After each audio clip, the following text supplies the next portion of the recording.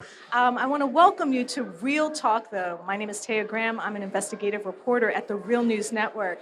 I just wanted to ask, who has been here at a Real Talk Tho event before? Just show me your hands. Okay, got one, two, got a couple. Great. Thank you. Thank you so much. For the people who've come back, we really appreciate it. We welcome you. For those of you who are new, welcome. Glad you're here. Let me just tell you a little bit about the Real News organization. The Real News is a nonprofit independent news organization, which means we do not receive any corporate funding. We do not take advertising money. We receive money from individual donors like you. That's who we rely on. So just to let you know, we have our intern Kate right there. She has the lovely red hair. She has these little white envelopes. So if you do feel moved this evening to donate, please feel free to do so. And any amount is welcome. We appreciate it. But if you want to donate in the privacy of your own home, you can just go to therealnews.com and hit that big yellow donate button. So the Real Talk, though, is an opportunity for us to open our newsroom to the community so that we can get feedback on the stories that are important to you, so that you can guide us in our news coverage and let us know when we do stories that you like and let us know the stories you want to see more of. This evening, Eddie's going to be leading us. We're going to have a video package by Jessel Moore. Eddie's going to speak with our guests. And then we're going to open the floor to speak with you. I'm going to have a mic back there. And so if you have any questions or comments or insights, you can share them with us. And like I said, this is our time to open our newsroom to you so that we can discuss solutions to help our city heal and hopefully talk about these problems honestly and in a productive way. So without further ado, I'm going to turn things over to Eddie Conway. He's our executive producer here at The Real News and host of Rattling the Bars. Thank you.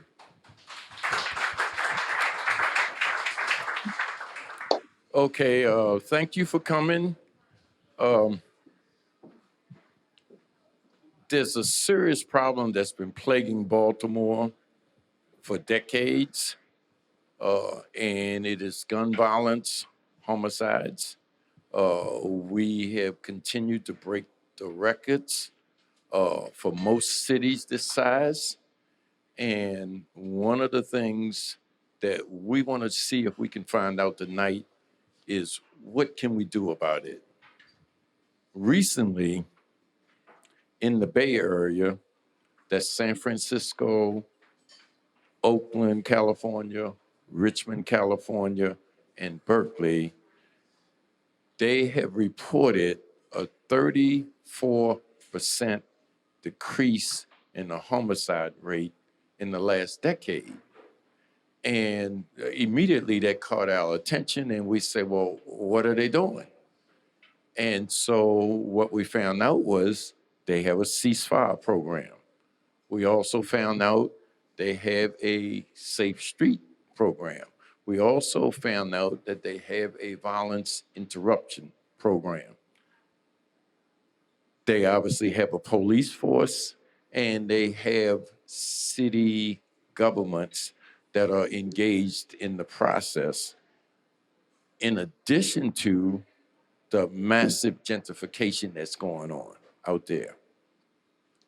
So we want to look at those programs and look at the programs that we have here and try to figure out what we can do to reach that kind of level that they reached out there. So, but before we start, let's look at the package that Jessel Moore put together. Baltimore's penchant for violence seems at times unstoppable.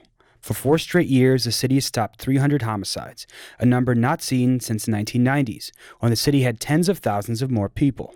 So perhaps the city could look elsewhere, like the Bay Area, for both hope and advice.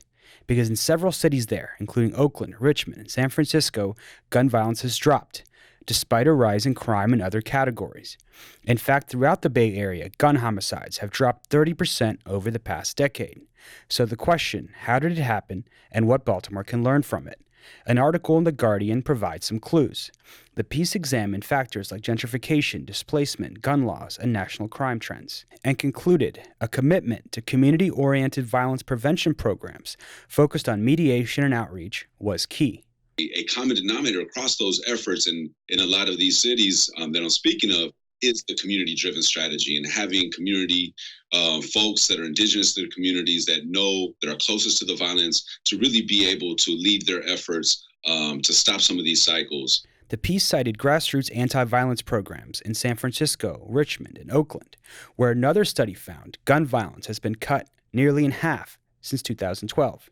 Each program emphasizes mediation by ex-offenders and intensive outreach. So as we're seeing efforts to do street outreach, to hire people who are from the neighborhoods, hire credible messengers from the communities to go out and identify the highest risk groups, the highest risk individuals in order to quell some of the conflicts that are coming up. Richmond pioneered an 18-month Peacemaker Fellowship as part of a 75% drop in homicides.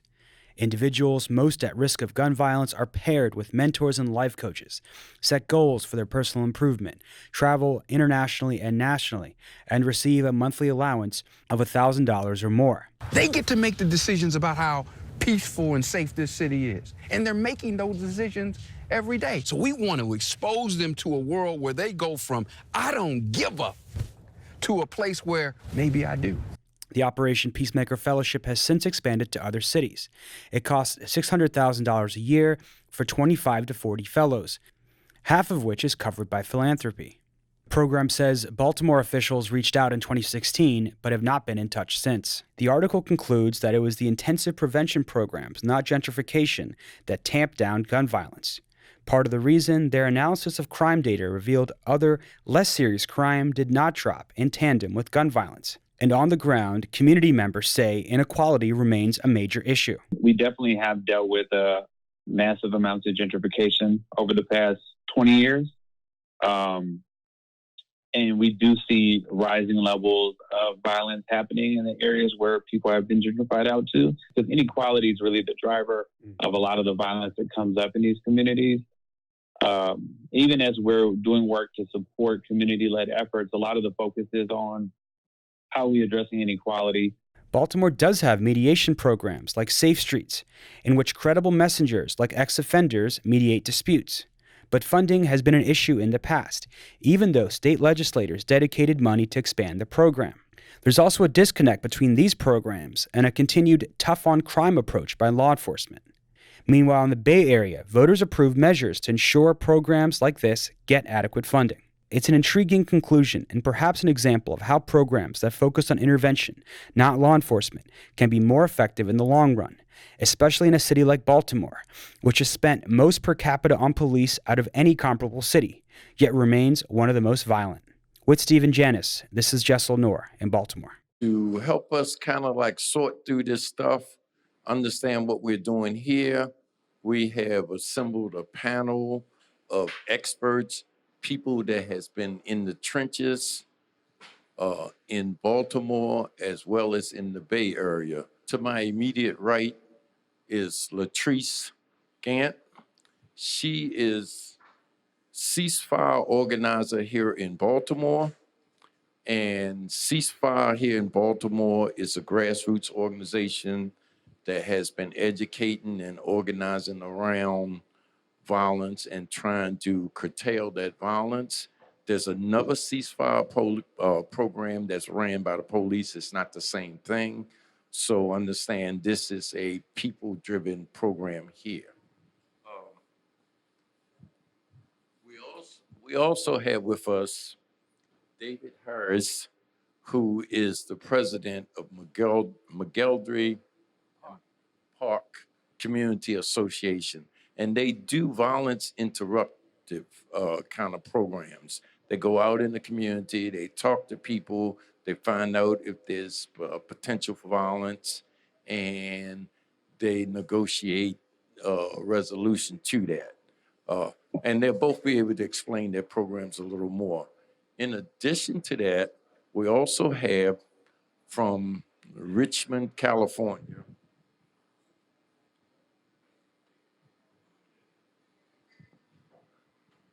Gail McLaughlin. Gail McLaughlin, who's joining us by webcam, was the mayor of Richmond, California in 2006. She got reelected again in 2010. And during her time in office, she reduced the violence in Richmond, which is about a population of 100,000, I believe, by 75%. But the actual number struck me. It went from 60 murders a year down to 6. And the program that she put in place did police reform as well as a $15 minimum wage for the city of Richmond. So we're gonna have her share that direct experience.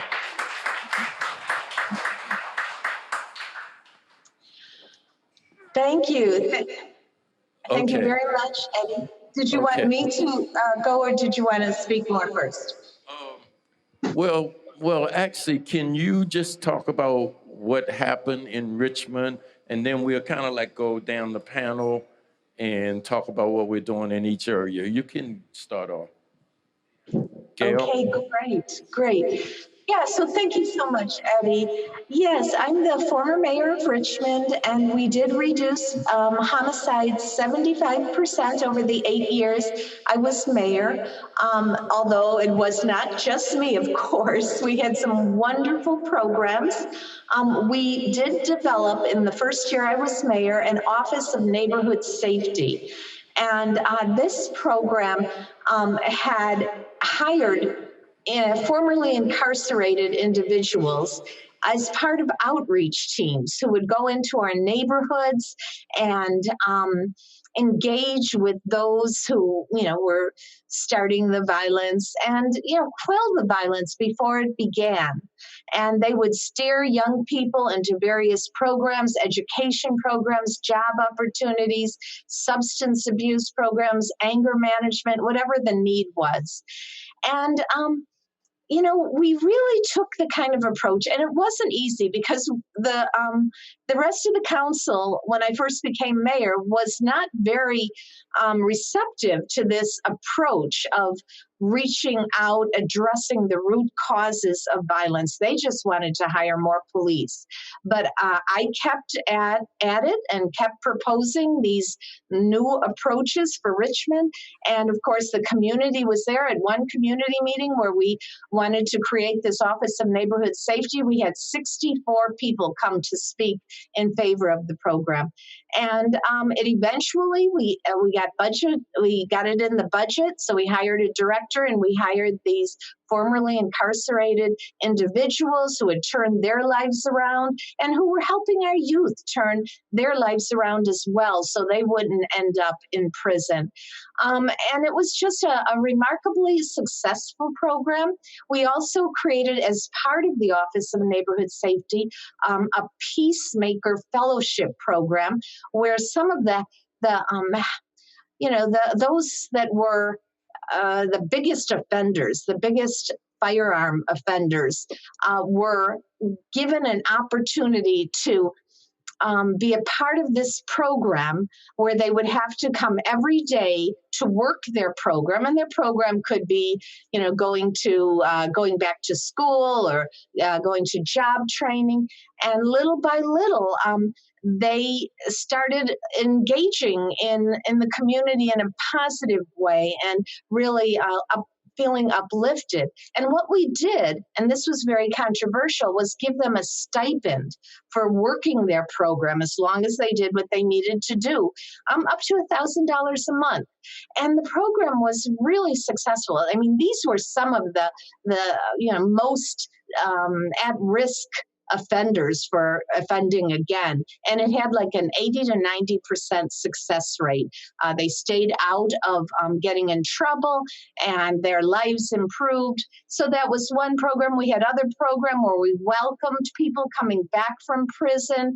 It was called the Safe Return Program and steered them into jobs. We eventually created what was called a Reentry Solutions Center, where people, when they come out of prison, could get all their needs met by going to this one center that would steer them into where they could go for housing or for whatever their needs were, job training. We had a green job training program.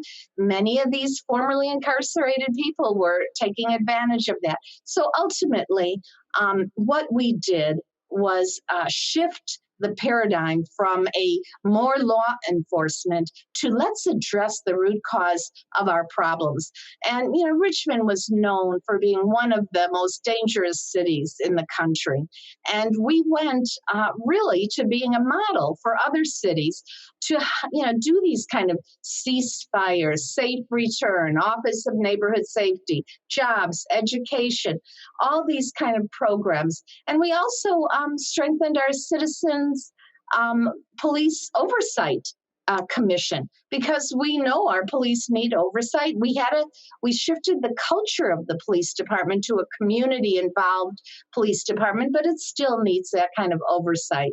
So I'll stop there because I know we have other people, and I'm happy to join the conversation as we go forward. Okay, thank you. David? So, hi, my name is David Harris. I'm from the McEldy Park Community Association, but I also run a program called Reconstruct and Rebuild, and we run a 5-week summer program called RETAP. And one of the things that she was speaking to was economic development in any community. You got to incentivize people. You got to have outreach toward people, and you got to be able to engage them to the point where they don't have no worries at home. When they don't have no worries at home and they can make ends meet, then they'll be able to be successful. But when they're worried about what they're going to eat or what they're going to wear or what they look like, then it's going to be an issue where they're going to want to commit crimes to be able to achieve those things or whatever they need. So what we found out in our community is one of the ways to address this was to engage the neighborhood, community engagement, like knock door to door, do surveys. And then we start understanding that as we did these surveys, we found out what people really needed.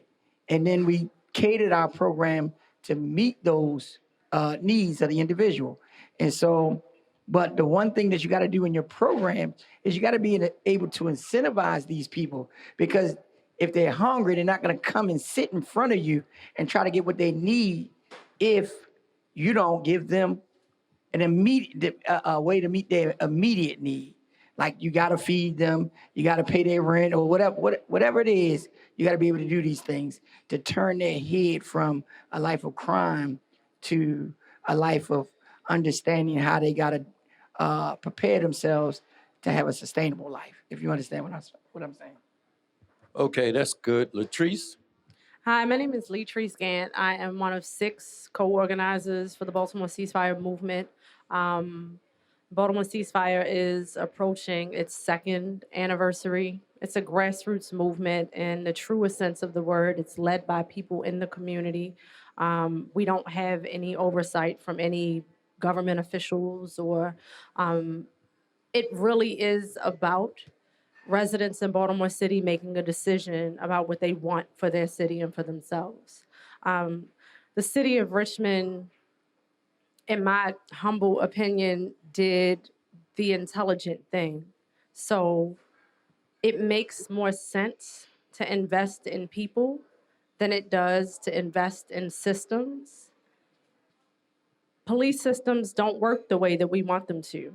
And that's just a fact. We cannot police our way out of people murdering one another. That's not how that works.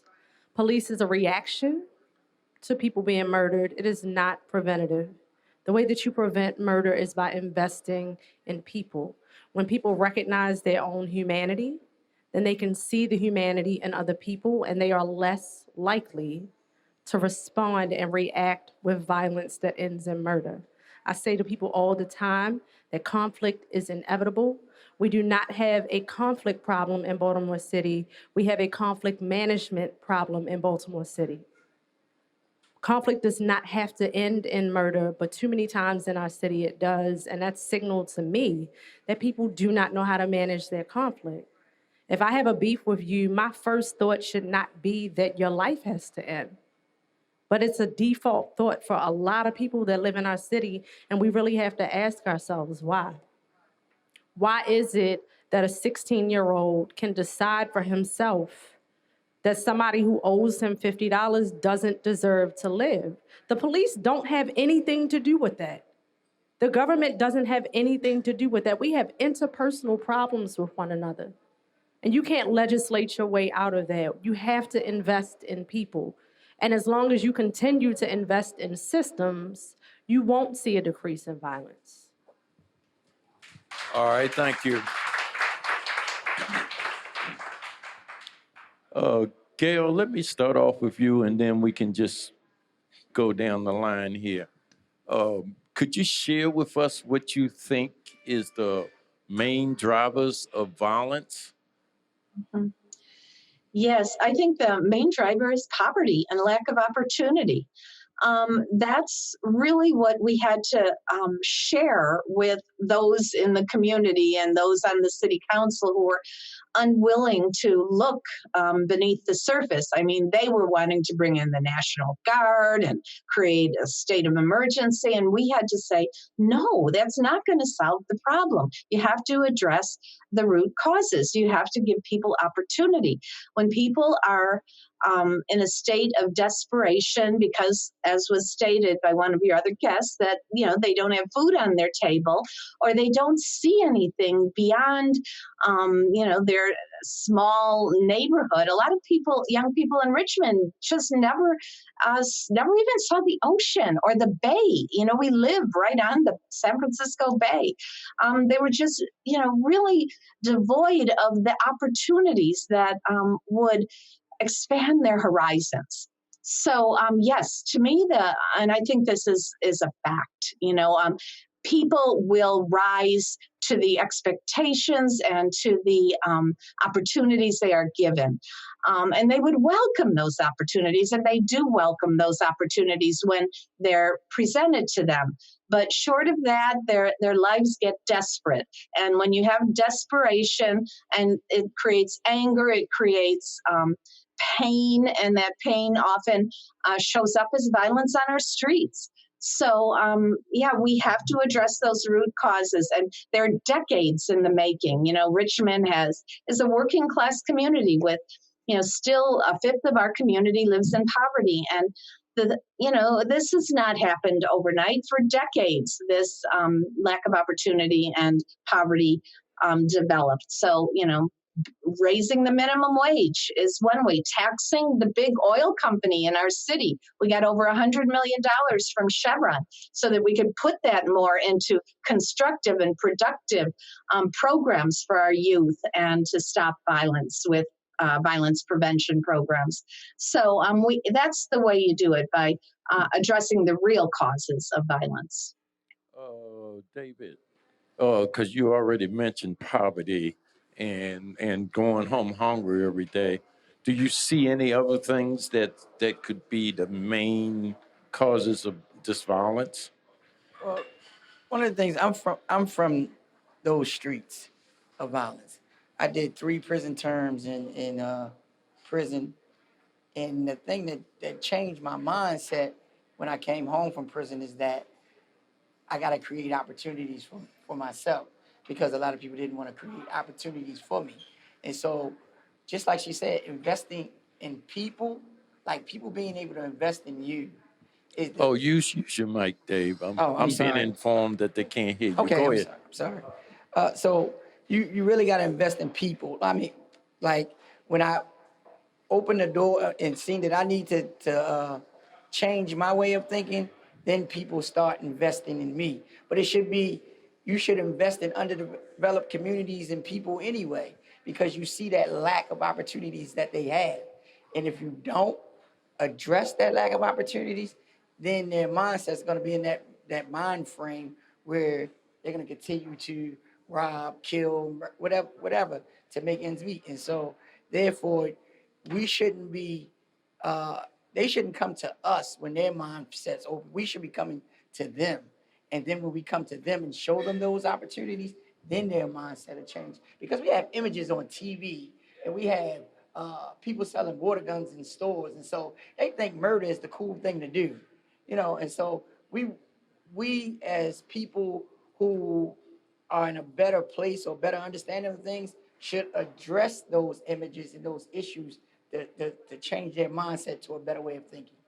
And that's what I see. Images, and people are not going to the forefront to invest in other people, just as she said.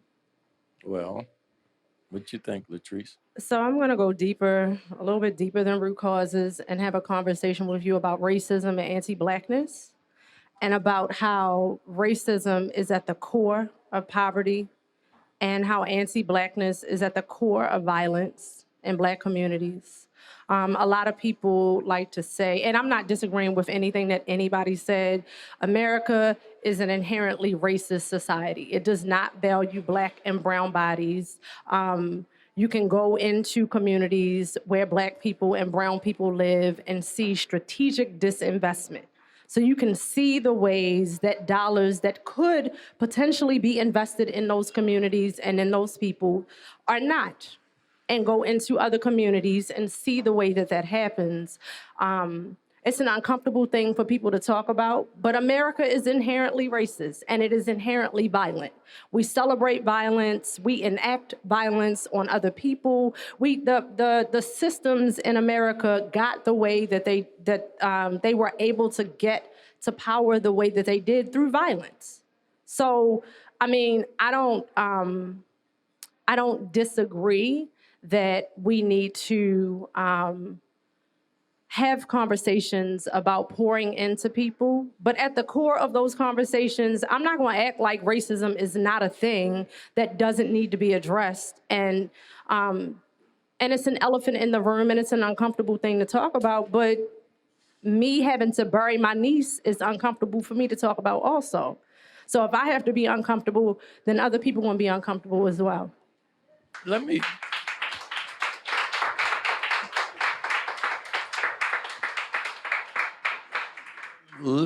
follow up with you on this. Ceasefire, what's the current strategies to address? You said something systemic about racism in America. That's huge. And obviously it's historical. Right. But how in this city can we address what the part of it that we can deal with? Do you have a strategy for that, and how successful is it? So one of the misconceptions about Baltimore Ceasefire is that we show up every 3 months and tell people don't kill each other on the weekends, and nothing could be further from the truth. We recruited, I believe, 16 adult ambassadors and I believe 16 youth ambassadors. At the core of the Baltimore Ceasefire movement is connection to community. So we respond to murder by going to the space where the person is murdered to heal the ground and heal the community where people have been killed. And we host public meetings where we have conversations with people to empower them about what they can do. A lot of people feel disempowered and they think, oh, I'm just one person, I can't do anything, when the fact of the matter is everybody can contribute something. And in between ceasefire weekends, we are in communities with flyers and posters, having conversations, real-time conversations with people about resources that they need, about the things that they're going to. A lot of people in our city feel invisible, so creating a sense of visibility for them and validating their experience. Because if I go to work every day and I come home and like that's my life day to day, and somebody comes into my community and asks me about who I am and what I do and what I've been through, that helps to create a larger sense of community. And that's one of the things that we make sure that we invest in for Baltimore Ceasefire. Okay, David, I'm going to bounce that same thing off of you. The current strategies, and I heard you say making resources available, but what else are you doing? And I know in your neighborhood, because I've been up there a couple of years ago, and y'all are down there on the street, but I also know John Hopkins is allowing the neighborhood to fall apart. And so in some cases, it looks like a ghost town. So what's your strategy and how successful is it? So one of the goals, and it's been hard. One of the goals that I have is leveraging $100 million over 4 communities to develop communities of color. And one of the things that I want to do is Could you? create a CDC, which is a community development corporation, so we can leverage money from legislators to be able to develop a community for what we need, like far as affordable housing and recreation centers and better schooling systems. She was raising her hand. There'll be a time for questions and answers in a little while. That's why I got this back. So- Okay, go ahead. So Continue. one of the things that I'm trying to do right now, and Diane Bell McCoy speaks to this. She talks about transactional change and transformational change. And transactional change is where we meet the needs on the streets. But transformational change is when we develop policies and legislators to take to the floor so they can change those policies so that people of color can benefit from them. So we're trying to do it in a way where we can develop, leverage that money to be able to develop those affordable housing where people can afford. And it's got to be equal equity in it. So one of the things I see is John Hopkins has one side like Eagle Park fully developed, and then you see on this side is underdeveloped. And so when you see that, we need to make what the development look like over here at Eagle Park, like over here at McElvey Park. Because if we don't, we're going to continue to have the same norms that we're having now, that we need to have that paradigm shift where we create a better economic system for both people. Now, I'm not going to say, and she said something about racism, and I guess it's more classism to me. Like when you have money, built generational wealth over the years, and you say, okay, we're privileged in this, and we're going to continue to keep this dollar rolling by underdeveloping communities and getting those properties at cheaper prices so we can push them out of their neighborhoods and develop them the way we want to see them. So one of the things we're just trying to do now is create that CDC so we can leverage those dollars and change policies at the higher government. Okay. Hey, Gail, let's see.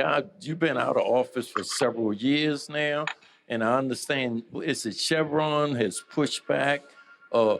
Did your programs continue to work since you left office? And has there been changes made? And if so, what's the strategy to deal with that? So I've only been out of office 2 years now, since mid 2017. So it's actually been about a year, 2 years, I guess.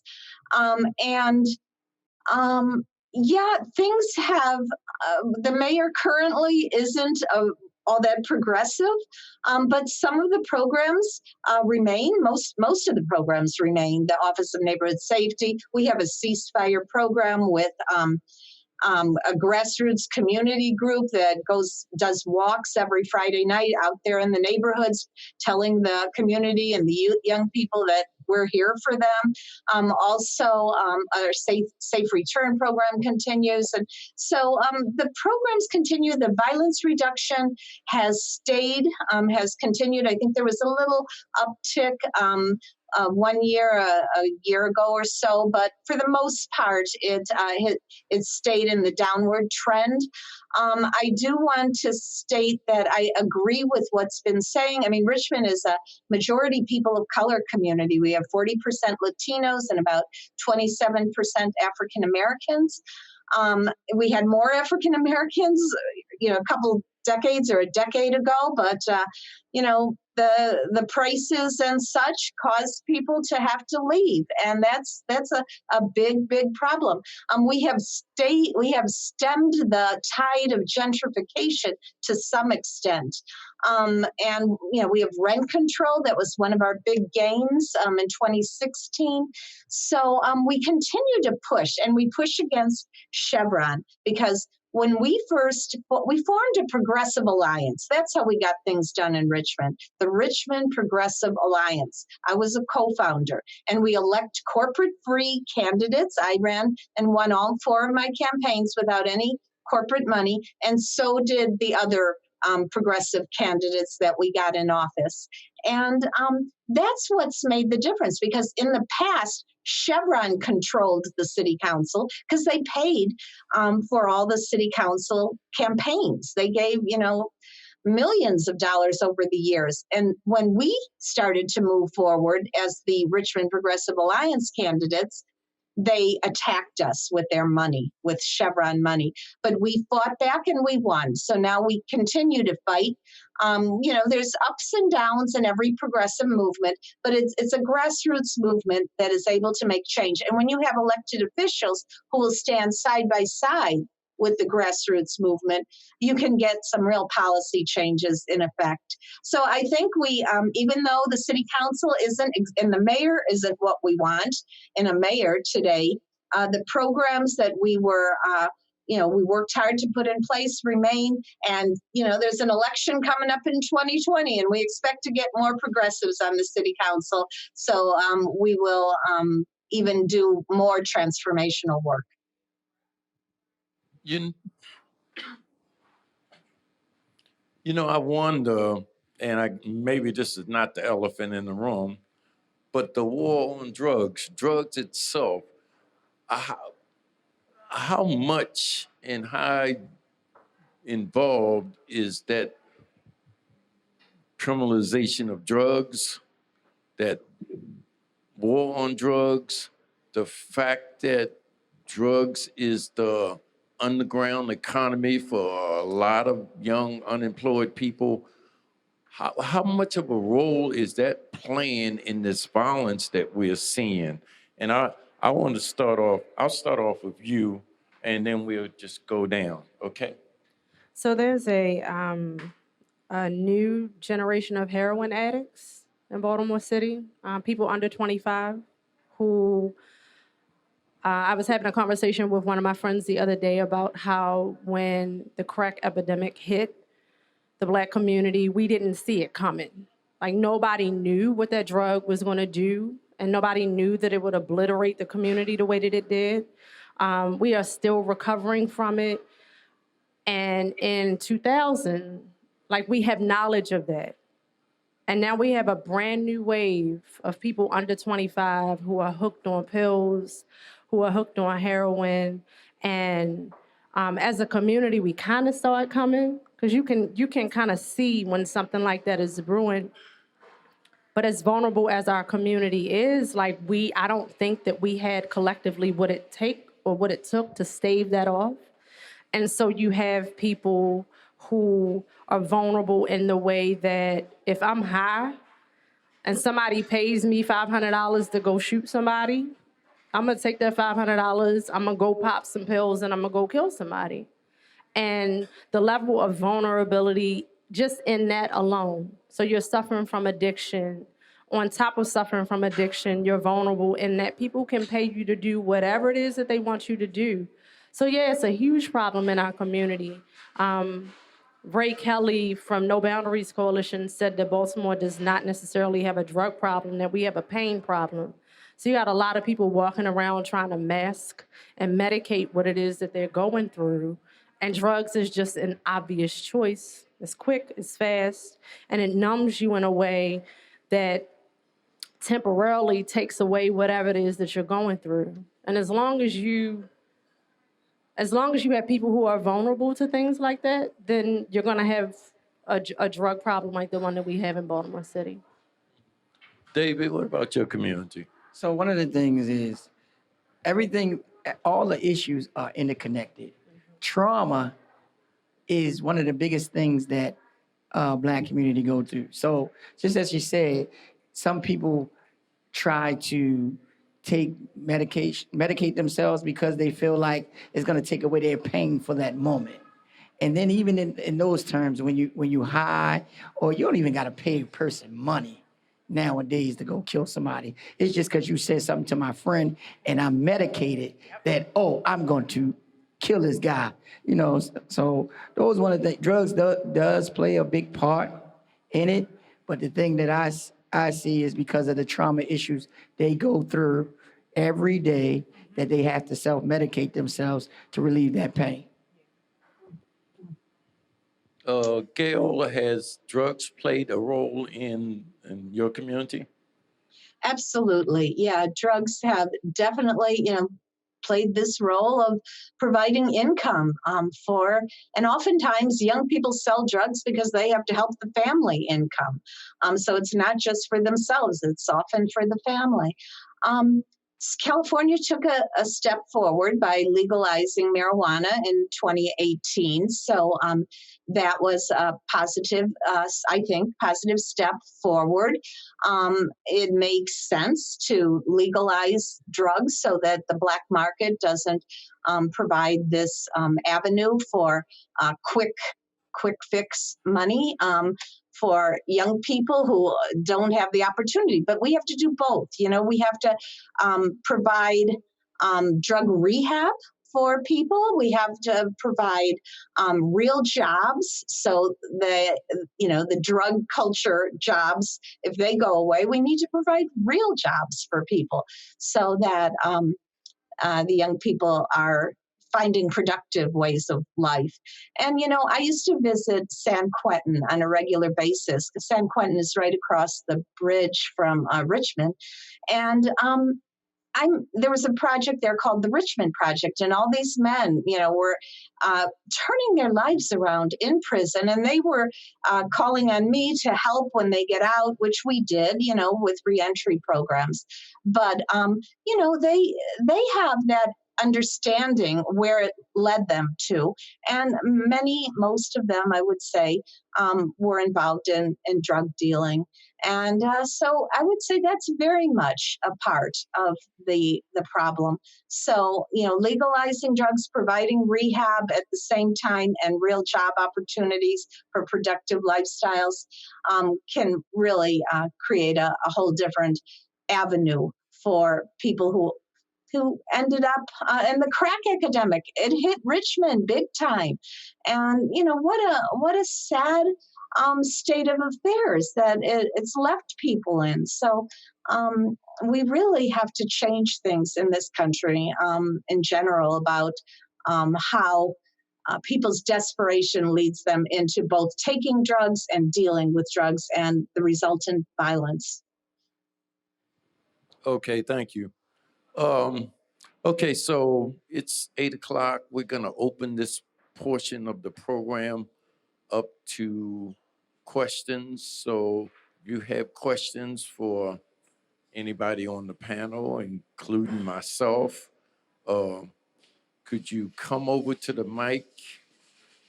Hello, my name is Keith. I'm familiar with both your programs. And you're absolutely right.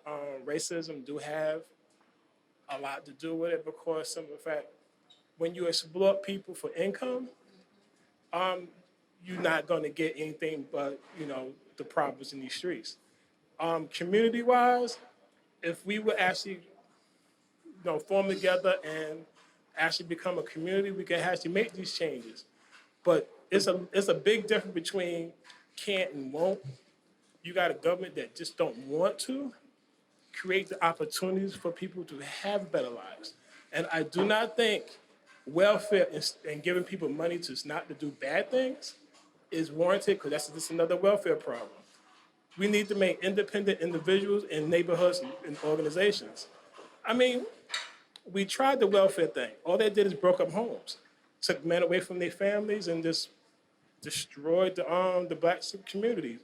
So until we actually tackle this as a community and elect people who actually want to help the people succeed, it's going to be the same problem because survival should not be a lifestyle. When survival is a lifestyle, you're going to do things to survive.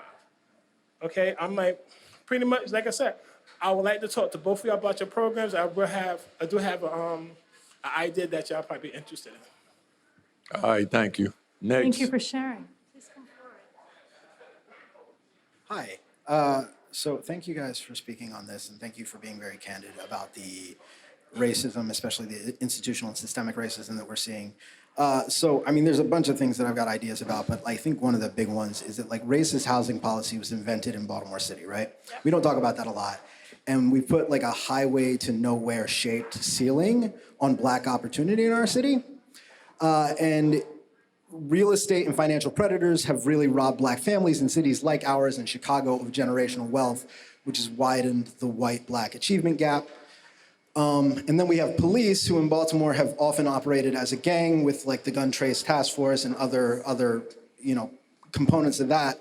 And police, we have seen traditionally, are only really empowered even to protect property, right? Like they're definitely not protecting people and certainly not Black folks, right? So like when police are only protecting property and we have consistently said like Black people aren't allowed access to property or valuable property, like we're deliberately saying that these people are not going to protect us.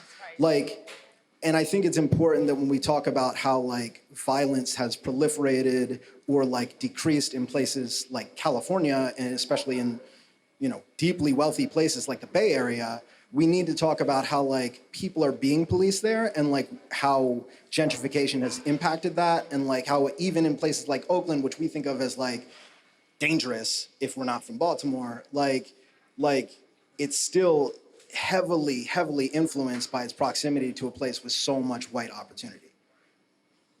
Okay, that point is really good, and just for the record, in the Bay Area, because of gentrification, the cost of living, they have experienced 30,000 new homeless people in their population. So there is like a downside to it. Miss? Good evening. My name is Diane. And I just, I sit here and listen. Maryland has one of the strictest gun laws in the whole, it's number 5, according to the, I just looked it up. And we don't enforce the gun laws, but then we want the violence to stop in Baltimore City. You can't have both. If you don't enforce Can you talk into the mic? Yeah, if you don't enforce the gun laws, it's not gonna work anyway, but then every year, there's somebody introducing a new gun law, gun amendment, and we haven't even worked the one we already have in Baltimore. And then like Ms. G said, that we have people, I call her Ms. G. We have children that parents don't understand to advocate for their children. Their children don't have to take this medication that they give them in school. They tell the parent, oh, your child can't come to school unless they take this medication. Once they take their medication, and if it's not strong enough for them, they go to the street pharmaceuticals, like she was saying, and then they get high. And then it could be their parents that they could shoot. They don't have any feelings.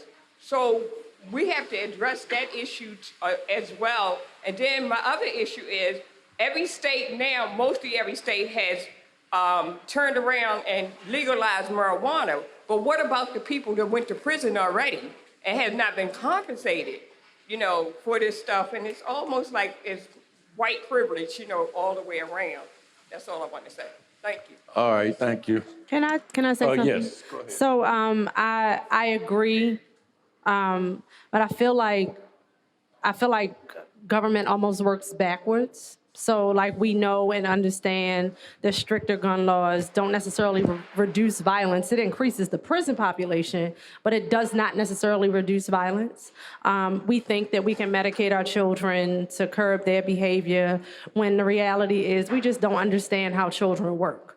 Like if you understood how children work, you wouldn't give them medication to curb their behavior. And we definitely don't talk about the lead problem that we have in our water in Baltimore City and how lead is a neurotoxin and it is literally poisoning our children and our brains and how we react with respect to that. And when I say that we do things backwards, like we're thinking about decriminalizing marijuana without addressing all of the people who were locked up for weed before. And it's like, oh no, we're not gonna talk about that. We just wanna start here and move forward. But because it's Black and brown people who were impacted by that, you feel like you don't have to address it. We just wanna make sure that moving forward, we do the right thing. So yeah, that's that backwards. It's not human-centered, and that just don't make sense that don't make sense. Next. I'm saying, somebody has to do that. I just want to say good evening. My name is Eddie Thompson, and from my accent, I know that you realize that I'm not from this area, but I do travel extensively. And some of the problems that the problems that you all are speaking of is not a localized problem. It's a national problem. And I just like to say, first of all, that I think and appreciate you all for putting together a program such as this, that the issues can be put out before the people so people can get a deeper feel of what's going on with this gun violence and what can be done about it. See, when we speak of gun violence, we look at there are many intervening variables, and everything that you all said thus far has been very good. Now, one of the things that I wanted to say is that America is systematic racist. That's true. But we can't, put a lot of concentration on it, because when we look back over the years, I'm from Mobile, Alabama, and I know you've heard of the civil. So when you look at civil rights all the way down through the years, there has always been some stand-up white people as well as Black, Jews, and everything. See, there is some good in everyone. So what we have to do is to reach out to incorporate that good within those people that are interested in those systematic problems. Now, Gail, you, one of the things I wanted to ask you, and I know I'm not going to take up all of your time, but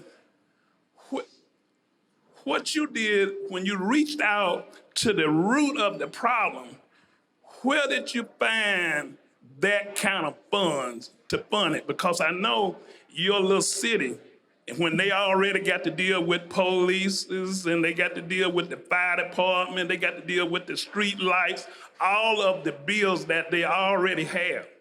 Where did you find funds to fund these programs to say, well, when you get out of prison, if you come out and engage the people, we're gonna give you $2,000 a month. Now, you're not talking about one person. You're talking about several persons, because this program really works because you got some money to go with it. Now, you can solve, once you create some good programs, and you can present good programs to people and say, well, now look, this is what we are trying to do, A, B, C, D, and this is what it would cost to implement it. Then you can reach out and find people that have that money. Okay, can you, that's a good point. That's an excellent But question. I want her to answer that, because we are curious about where that money came from. I know, but will you share it with us? Sure. Yeah, that was definitely the issue that people would bring up. But the first thing we had to do was change the narrative to say, hey, we're not going to stamp out violence with more police. We want a good police, a community-involved police force, but we want to put resources into giving people opportunities. So, I would write articles for the local newspaper. People would come and speak at council meetings about, we have to address these systemic problems, including systemic racism, systemic classism, and all the problems of decades-long poverty. And one of the ways that we managed to get more money was by taxing the big corporation in our city, Chevron. We have, the largest oil refinery in California in Richmond, and it makes billions of dollars every year. And was getting all these tax breaks from previous city councils. So we got over $100 million in additional taxes from Chevron. Another program another set of resources came when the state passed AB 109, which was a realignment, a law enforcement realignment, where this certain parolees who used to be under the state would now be under the county.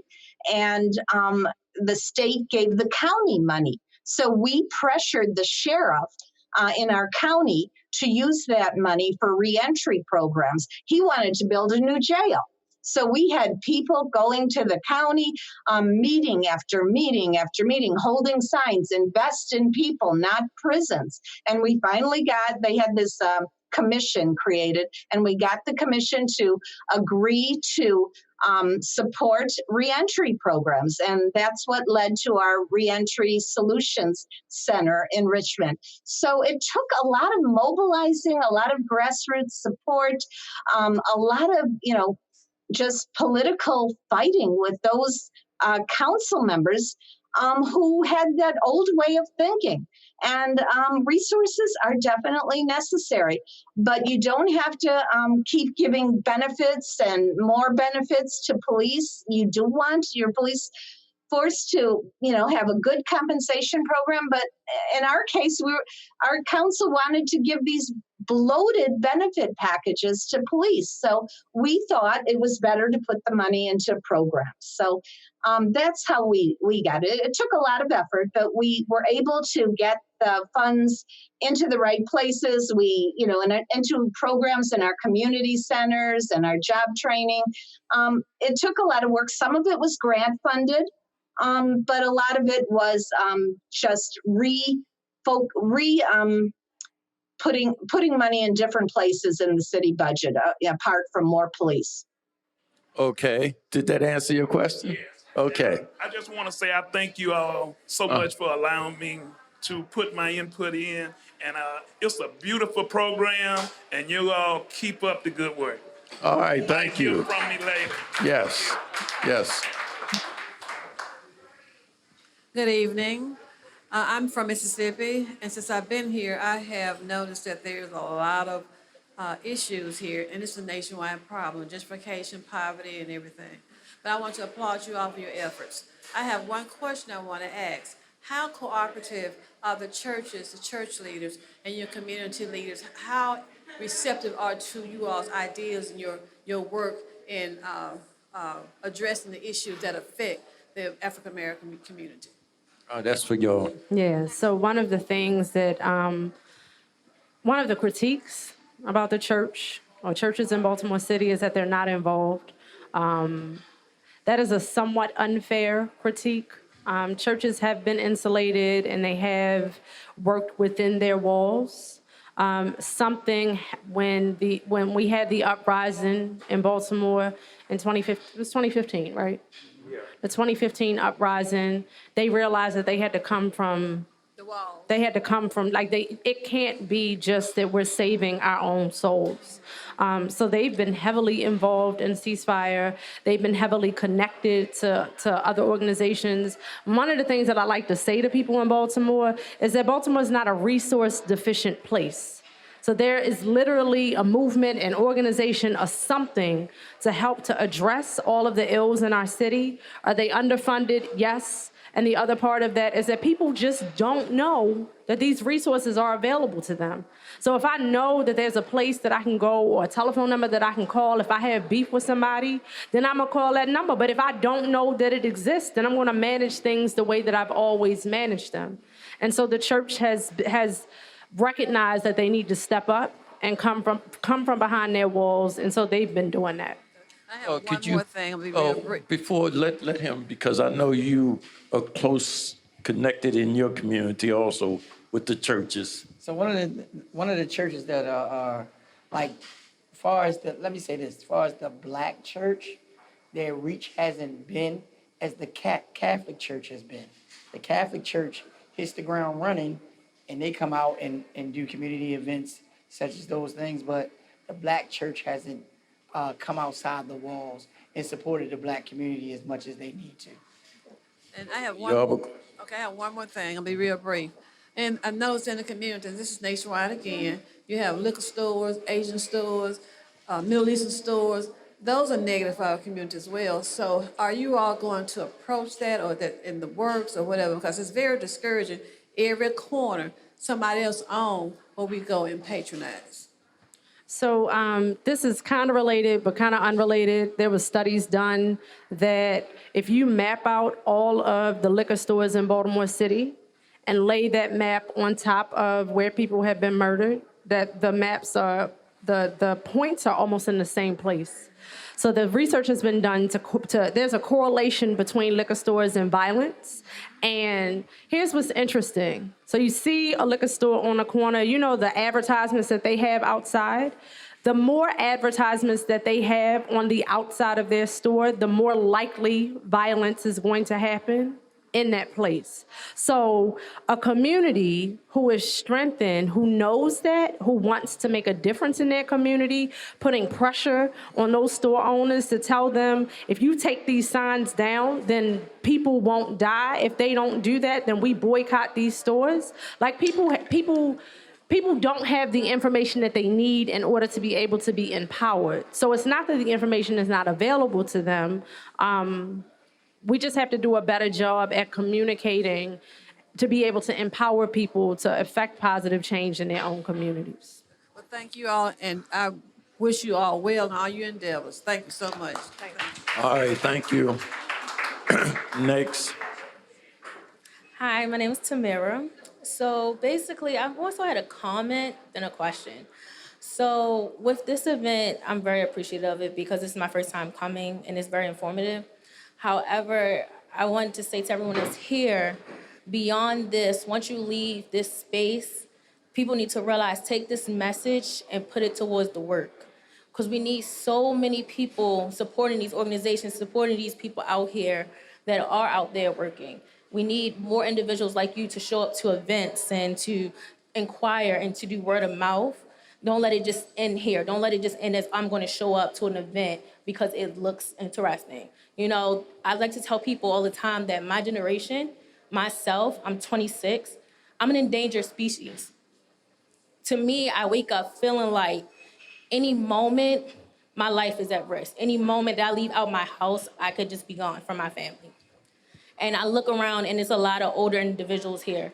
And us young people are screaming out to you guys, you know, and it's hard for us to really do it. It's hard for us to communicate it. So instead we do it through violent ways. Instead we do it through these cries that you may not understand.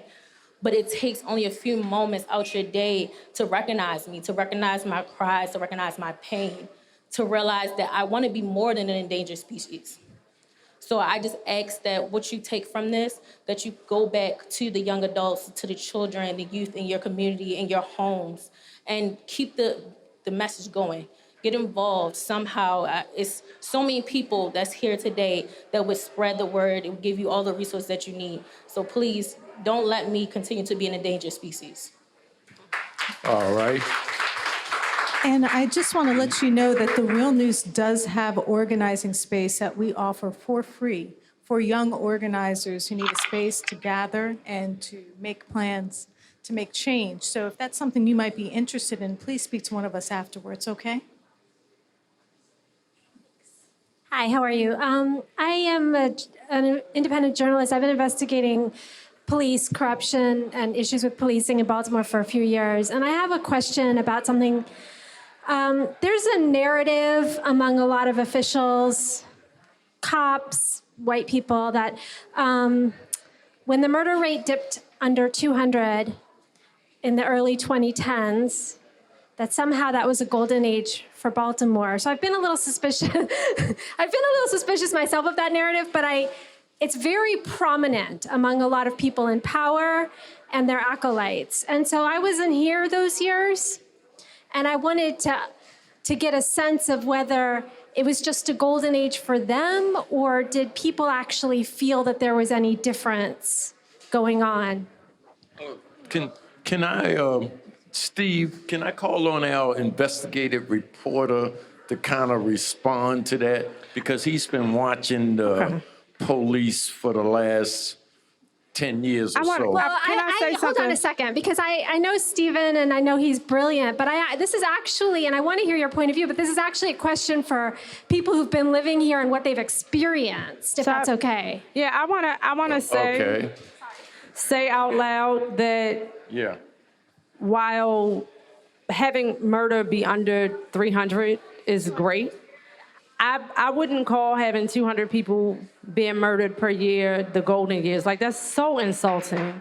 And I'm not saying that that's your language, but like for somebody in a position of power to want to refer to that as a good thing is like, I want to cuss. Because like you don't do that to people. Like, people lost their lives, and because it wasn't this number of people, that's not anything to celebrate.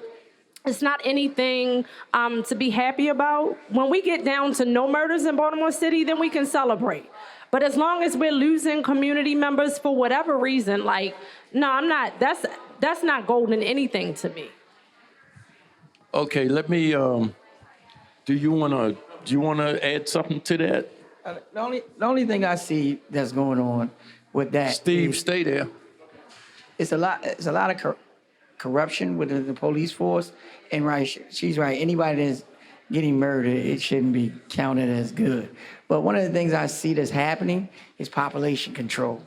I feel like people who have built their wealth off the backs of people going to prison or people dying in the streets, they wouldn't want that to stop because they continue to build their wealth off of it. So why would they want it to stop?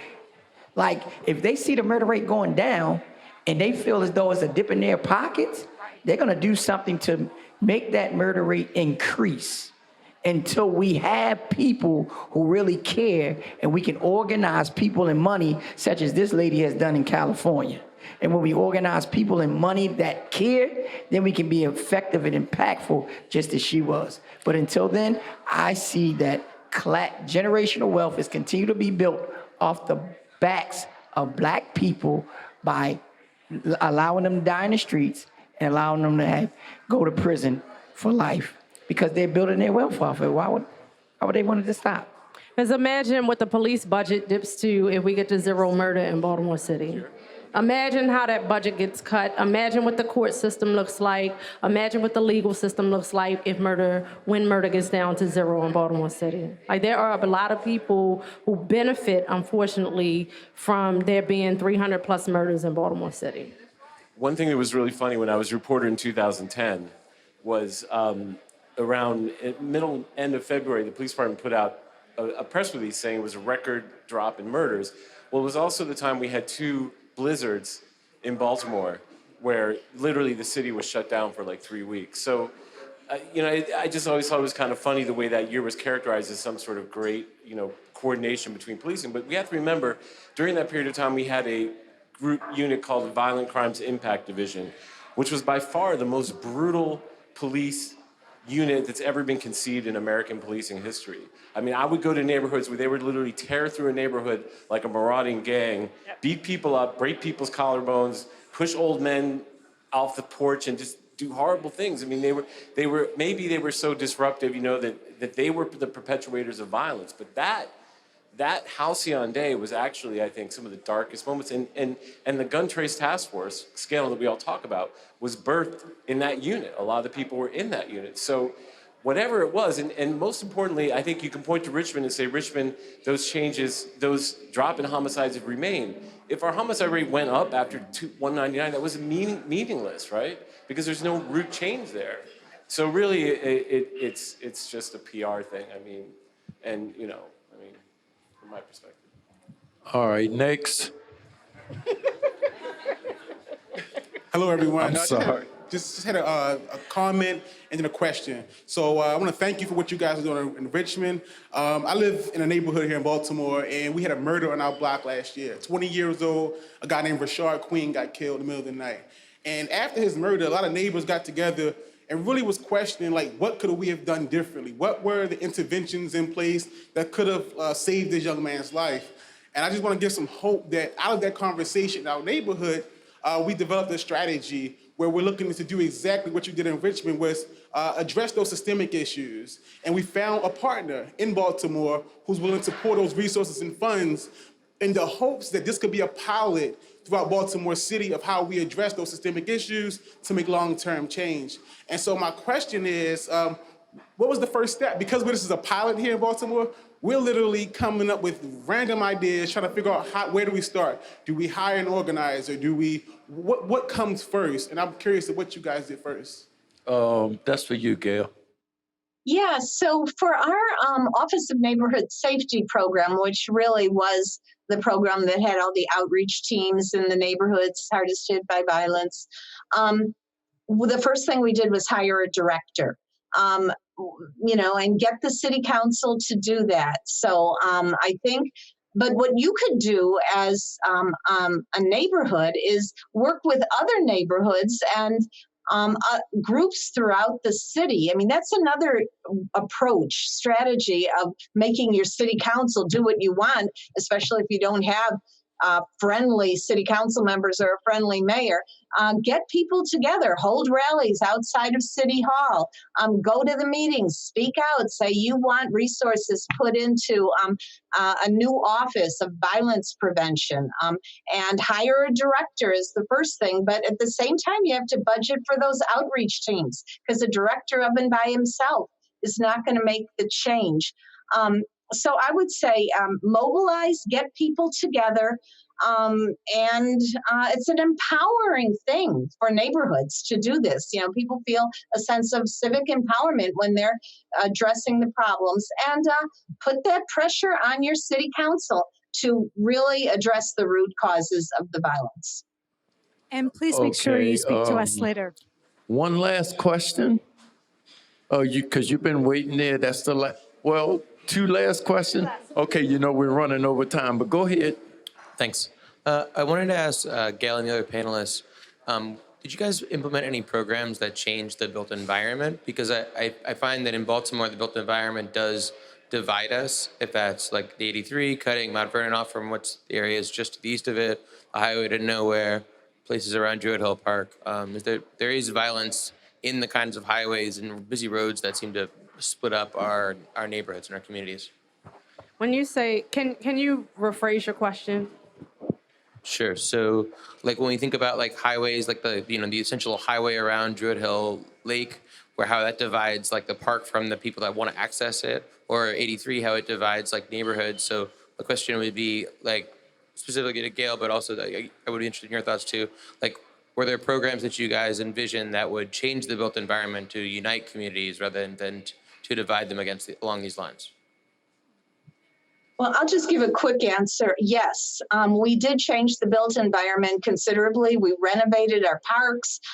We what was called road diets. We made roads narrower, and had some diagonal parking on them, because that is a way to really approach a friendlier, walkable community. And so.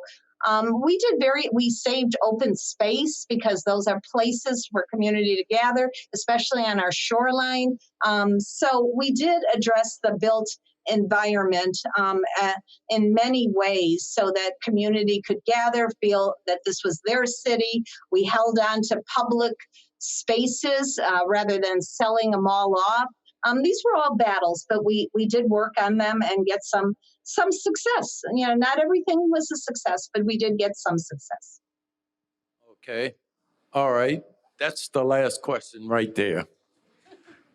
So as everyone is aware now, Baltimore has a strong mayor system where the mayor controls the entire budget and no one else gets to set how that money is spent. As it's national news. It's been national news for a few months now. So my question is, how important is it in a place like Richmond, where you've had these successes, to get a progressive mayor like yourself? Obviously, you needed a grassroots movement behind you, but is that something that can be a model replicated elsewhere, where So I'm curious, how much power did you have to set the budget, and how much interference could the council or other people have in blocking progressive legislation and measures? Well, the kind of mayor that Richmond has only has one vote on the council. We have 7 council members. So I needed to have the votes of at least 3 other council members for the policies that I wanted to put forward. So the grassroots movement made all the difference in the world because they put the pressure on the other council members in addition to my voice. Their pressure made a big difference. And the way we did it was by forming the Richmond Progressive Alliance. And we've been sharing our model of organizing with cities up and down California. About 15 new local progressive alliances have developed in the state of California. So we encourage that, people coming together, regardless of your party preference or no party preference, come together based on your values to change your city in a transformative way. That's how we did it. That's how we encourage other cities to do it. You could check out richmondprogressivealliance.net, and it'll share some of the ideas that we used to come together. We held forums and and we still do. And it's a way to organize your community, to pressure your council members, and to run corporate-free council members and a corporate-free mayor. Obviously, with not a good mayor, if you have a strong mayor, you're in bad shape, but you could replace that mayor in the next election.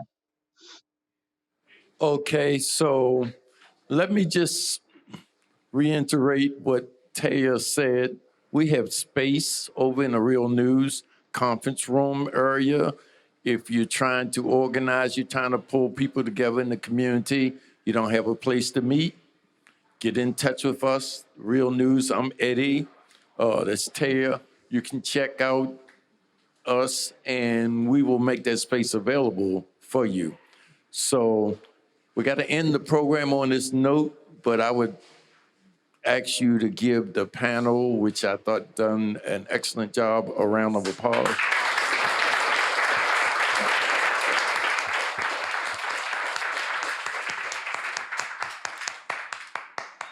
Our next program is July the 9th, and it'll be announced. It'll be on the tables. It'll be on the social media, Facebook, etc.